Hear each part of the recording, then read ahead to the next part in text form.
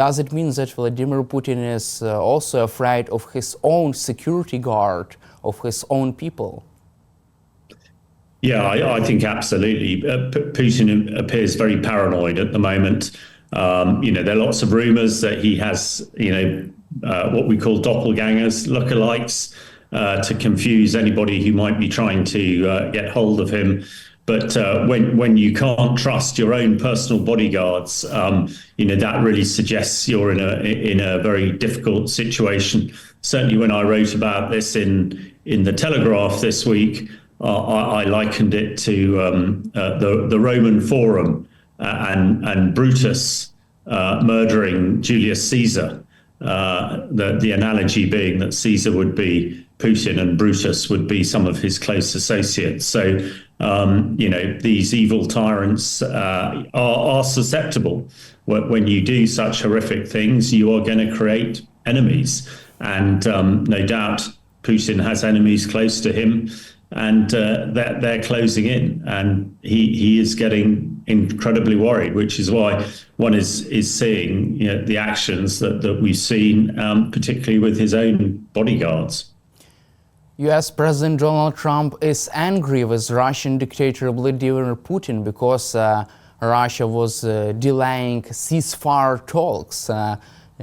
Could this become another turning point in Trump's stance on Vladimir Putin, in Trump's policy on Russia? Could this be the tipping point after which Trump will turn against Vladimir Putin?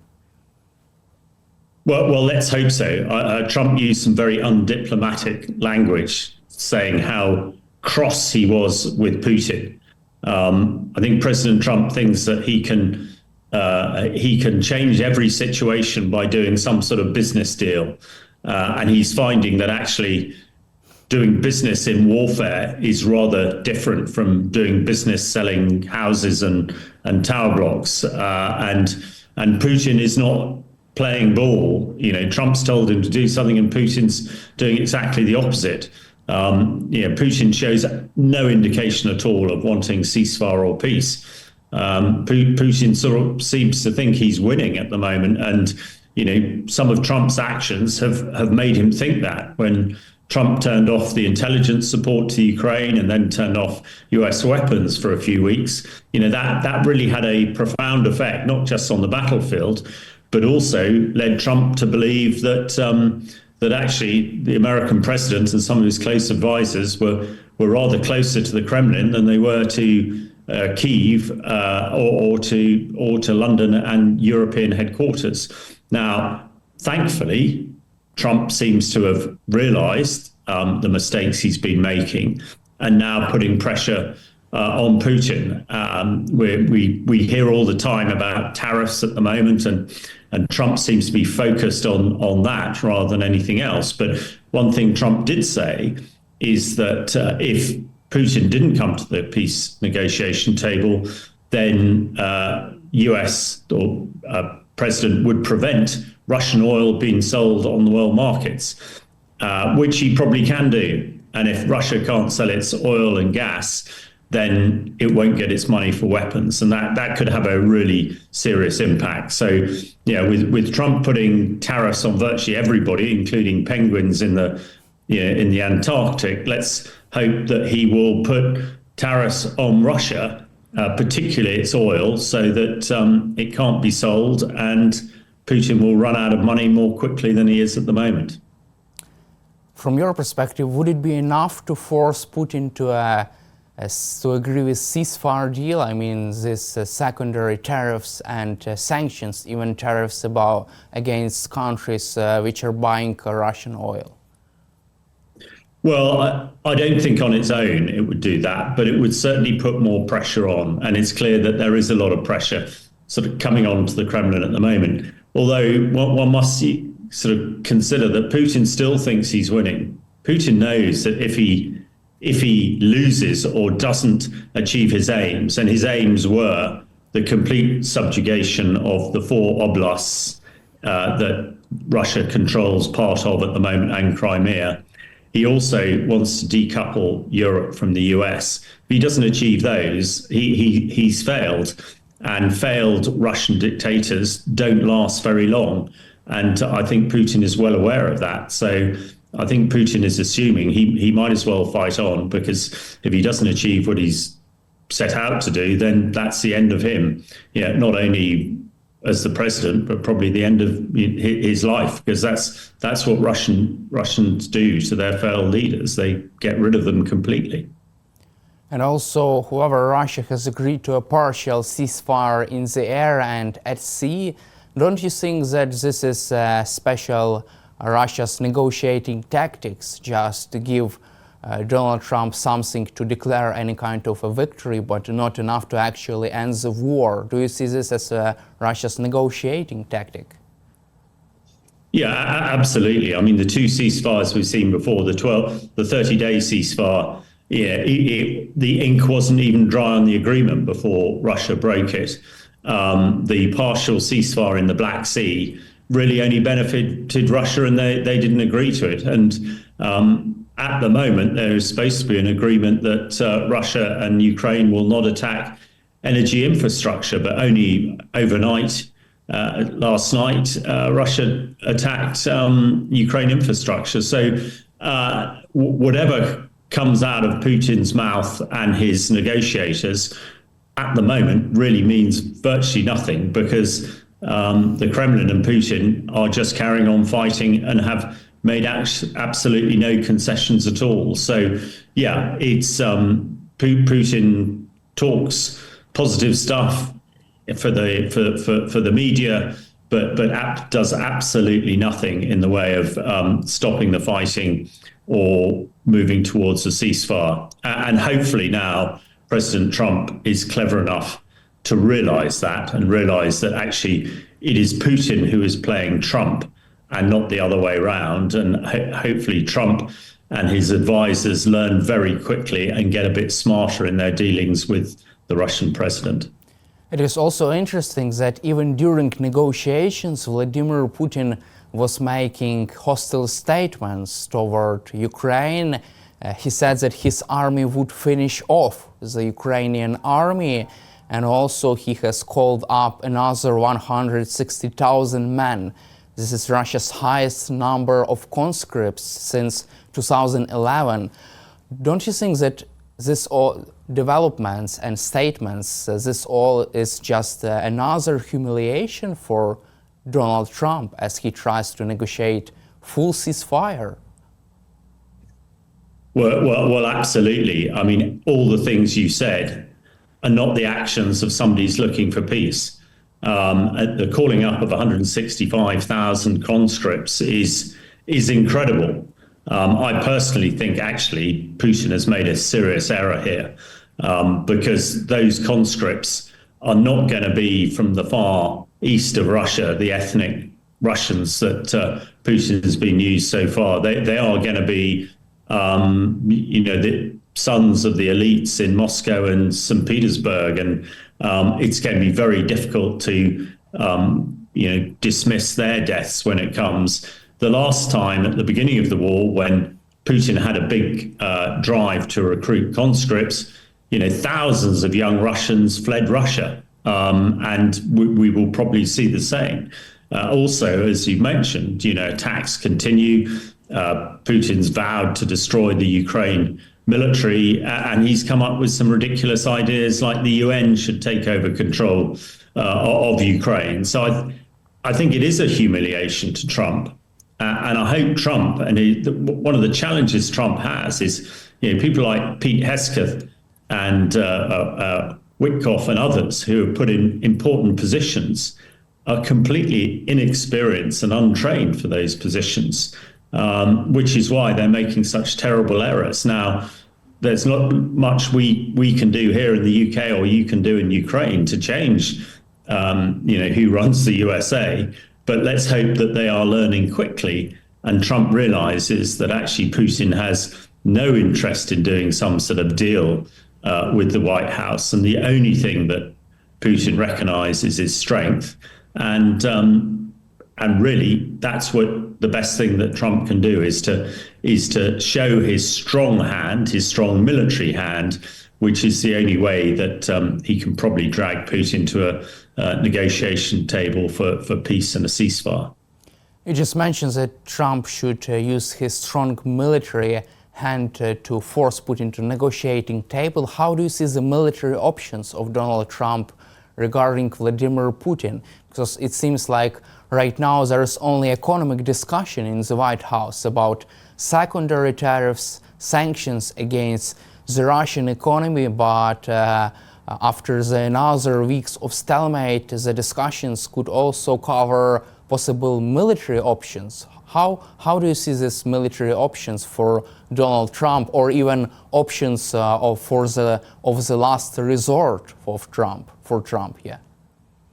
Well, I think it's very important that the White House and Donald Trump address the terrible intelligence issue they had when the signal messaging conversation about attacking the Houthis and supporting Europe was plastered all over the media of the world. The most damaging thing about this intelligence leak is that, in effect, the White House was saying that they would not support Europe in their support of Ukraine. And that was devastating. If Putin thinks that the US will not help Europe out, then Putin might well think he can crack on and keep on fighting. It's only recently that European countries have actually suddenly realized the threat from Putin and have started to extend their military. Even the Germans now are looking to spend 200 billion euros to upgrade their military. But this is all going to take time. But European countries are now galvanized under the UK and France and are showing a strong hand. But if Trump and the Americans also said that they would be the backstop to support Europe and Ukraine, then I think that would change the metric, change the thinking of Putin. Putin assumes at the moment that America will not get involved in any fight to save Ukraine, because that's what the Americans have said. And I think for Putin, he thinks it's a risk worth taking to keep on fighting if the Americans aren't going to get involved. So they need, ideally, they need to say, yes, we will get involved to support Europe and Ukraine if needed. Also, Ukrainian President Volodymyr Zelensky said that Russia was preparing another offensive operation inside the Sumy region to push forward in the Sumy region, Kharkiv region and Zaporizhia region. What are the Russia's chances for a big breakthrough right now, as Ukraine still sustains forceful and also a big defensive position right now, as Ukraine fights back and also sustains this powerful defense? Well, there are a lot of rumors that Russia is planning to attack into the Sumy region, as you said, and by putting forces there. However, a lot of these forces, Russian forces, are very poorly trained. And I personally think it will be once again the classic Russia sort of meat grinder tactics, where they just throw more and more manpower into some sort of suicidal type assault. And as long as Ukraine has enough ammunition coming in from the West, then they should be able to hold it. I would say as well, in that area, I've been speaking to some of the people in the brigades there. The Russians are again using a lot of chemical weapons. We've discussed it before, their use of chloropicrine. I understand they're using it on a daily basis across the frontier, which is their method, their modus operandi to attack. Thankfully, I understand that there are many thousands of British gas masks, respirators, now on the way to their front line. So hopefully that'll enable the Ukraine defenders to fight better with British gas masks. But it is a concern. And the key thing is to make sure that Ukraine has the ammunition to defend against it. This is another area where Putin is probably feeling that it's worth doing this because the US are not going to come to the aid of Ukraine, which is why in our previous conversation, we mentioned it is very important that the US do at least say that they will come to support, if need be, and before the European armies can get to the strength required to absolutely stop Ukraine falling to the Russians. But the summer is going to be a really telling time again, I think. But I'm confident that Ukraine has the military power and spirit to be able to resist this latest potential invasion. Also, NATO Allied Supreme Commander General Christopher Cavoli recently testified in the Congress. He said that Ukraine has already solved its all problems with the lack of manpower. Ukraine has solved this problem. However, Russia still faces such a type of problem with manpower, with other lack of other weapons. What does this mean for this stage of the war, that Ukraine has successfully solved this problem with manpower? Well, I mean, that's really good. And certainly when I was at the Tank Museum yesterday with General Zelensky opening the Ukraine exhibition, and there were lots of Ukraine soldiers and British soldiers there talking about the training that's going on. That was really impressive, and it appears that the training is going very well. Conversely, what Russia is not doing is training its conscripts, and an untrained conscript is pretty useless. So I think Russia seems to be unconcerned with casualties. Some figures are saying that Russia is approaching 1 million casualties, which is almost unimaginable. But a lot of it is because they're throwing untrained infantry soldiers, untrained tank soldiers into the front line who just don't know how to operate. And, unfortunately, they get it wrong and they get killed, and they get killed in their absolute thousands. Whereas, Ukrainian soldiers are getting good training, and there are now some very experienced soldiers who can pass on that experience to the newer people. So, as defenders, Ukraine is now, from a professional soldiering perspective, in a much better position than it was last year, and that is good news. But of course, what everybody wants is the fighting to stop as soon as possible. Let's cover also our final topic, the coalition of the willing. British Prime Minister Keir Starmer is pushing forward the creation of coalition of the willing. This coalition will hold another summit next week in the NATO headquarters. What is your take on the current stage of military planning, which is going on in Europe right now?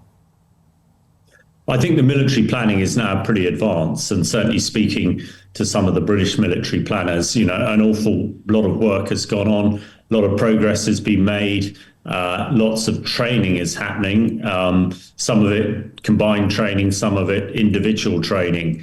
So the message coming out, the message that should be heard in Moscow is Europe is really serious about this. They have plans. They think that they have the right force structures and the right force to create what they're calling a peace enforcement force. This is one that has sufficient firepower to be able to deter and push Russians back if they do transgress. There's a lot of work going on providing a sort of air defense cover from European NATO air forces of around 140 fighter jets, and I gather that is well advanced. So, I think Europe countries led by Britain and France are taking this very, very seriously. They're committing a lot of resources, and they are planning to have to use this force if necessary. This is not some sort of hollow threat. This is not just politicians speaking, for effect. And hopefully the Kremlin realize this and take it seriously, because I don't think European NATO countries are going to slow down at all. They are accelerating their efforts, and if there is some sort of ceasefire soon, it would appear that European NATO countries, the coalition of the willing, is is ready, willing, and able to put a significant force into Ukraine to make sure a peace is held. Thank you, Colonel Hamish, for your time and for your support for Ukraine, and glory to Ukraine. Thank you very much for having me. Glory to Ukraine.